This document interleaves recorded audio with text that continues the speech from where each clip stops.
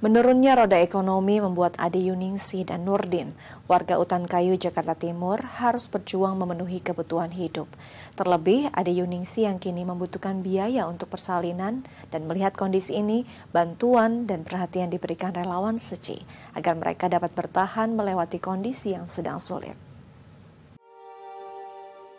Berjuang di tengah situasi pandemi saat ini masih dilakukan oleh sebagian besar warga. Menurunnya roda ekonomi membuat masyarakat menengah bawah harus berjuang untuk bertahan memenuhi kebutuhan hidup. Salah satunya adalah mereka yang tinggal di lahan garapan daerah Utan Kayu, Matraman, Jakarta Timur. Ialah Ade Yuningsih. Ia biasa bekerja sebagai asisten rumah tangga di 2 rumah.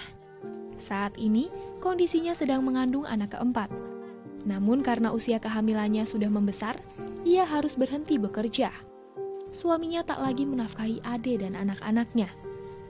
Kini, ia tinggal bersama sang kakak, yang juga dalam kondisi ekonomi yang terhimpit akibat COVID-19. Dan sebentar lagi Ade Yuningsih akan melahirkan. Namun biaya rumah sakit menjadi halangan baginya. Udah ke rumah sakit, cuman kan ini belum itu ya, baru pembukaan pertama ke rumah sakit, terus balik lagi, terus udah berasa saya balik lagi ke sana, nginep semalam masih belum ada perubahan. Jadi daripada antar pengeluaran biaya, kan saya pas-pasan ada itunya pengeluaran biaya, jadi saya minta pulang. Selain memberikan paket sembako, relawan Seci juga memberikan bantuan dana cinta kasih untuk membantu biaya persalinan Ade. Selain Ade, Nurdin, pria parubaya berusia 67 tahun yang sehari-hari bekerja sebagai tukang sampah di 2 lingkungan RT ini juga mengalami nasib serupa di masa pandemi. Sampah yang ia dapatkan terkadang masih ia pilah kembali untuk dijual ke pengepul. Namun akibat pandemi, ia mengaku harga jual barang bekas semakin menurun.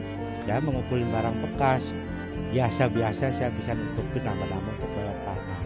Sekarang boro-boro untuk bayar tanah buat makan sehari-harinya, belanja sehari-hari udah jauh sekali. Nah sekarang berhubung harganya begini, tahu sendiri, barang mainan aja sekilo 500 rupiah. Sedangkan kontrakannya aja udah 500. Ya bikin 600 lah sama listrik istilahnya. Kalau belum beli air minum.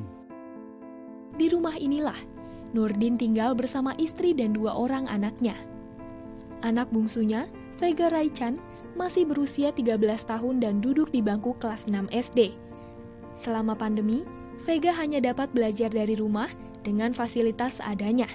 Dan kini, ia sedang mempersiapkan diri untuk melanjutkan pendidikan ke jenjang sekolah menengah pertama. Nurdin dan sang istri berharap anaknya dapat bersekolah di sekolah negeri, agar tak mengeluarkan biaya pendidikan yang lebih besar. Pasalnya, penghasilannya kerap masih tak cukup untuk memenuhi kebutuhan sehari-hari.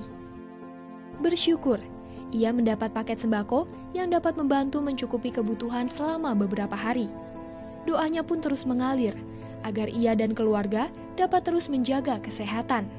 Nah sekarang begini deh, yang kita rasa bersyukur, yang saya nikmati sekarang, saya judulnya sekeluarga sehat.